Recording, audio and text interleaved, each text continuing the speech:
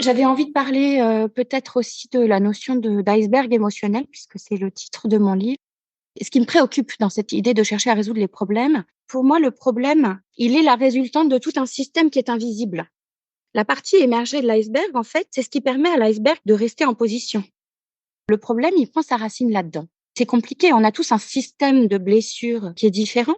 Par exemple, moi, je prends souvent l'exemple de la cigarette. Je fume, j'ai envie d'arrêter de fumer. Il y a plein de super méthodes pour arrêter de fumer. A priori, c'est louable de vouloir aider quelqu'un à arrêter de fumer. Mais il y a une personne à l'intérieur de moi qui dit, «Il faut fumer». Je trouve ça intéressant le problème de la cigarette parce que même si on est dans un monde, très rationaliste où on cherche à donner des explications à tout, on admet quand même de façon, commune qu'il suffit pas de décider d'arrêter de fumer pour arrêter de fumer. C'est-à-dire que la pensée est pas toute puissante à cet endroit-là. On admet qu'il se joue autre chose. Je peux avoir compris que c'est pas bon pour ma santé, je peux avoir décidé de ne plus le faire et je le fais quand même. Donc il y a quelqu'un à l'intérieur de moi qui dit: «Mathilde, tu vas prendre une cigarette dans ton paquet».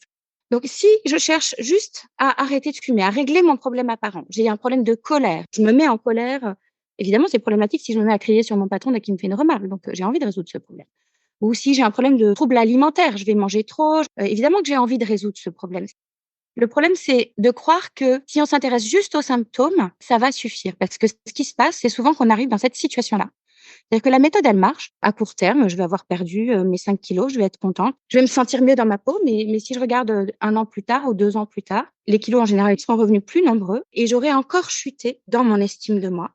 Et puis, en plus, j'aurais rajouté une couche de honte et de culpabilité puisque je sais comment il faut faire pour résoudre mon problème. Je connais les bonnes règles alimentaires à appliquer et je le fais pas. Donc, c'est bien la preuve que je suis mauvais.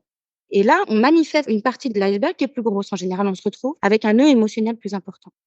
C'est-à-dire que le problème apparent, on peut le voir comme un problème, mais on peut aussi le voir comme un signal que nous envoie notre inconscient en disant il se passe quelque chose sur la surface. Et avant de chercher à éliminer le signal, on va déjà aller regarder vers quoi il pointe. Qu'est-ce qu'elle a à me dire, cette partie de moi qui veut que je prenne une cigarette dans mon paquet? Qu'est-ce qu'elle a à dire, cette partie de moi qui veut absolument que je mange au-delà de mes besoins corporels? Pourquoi je fais ça?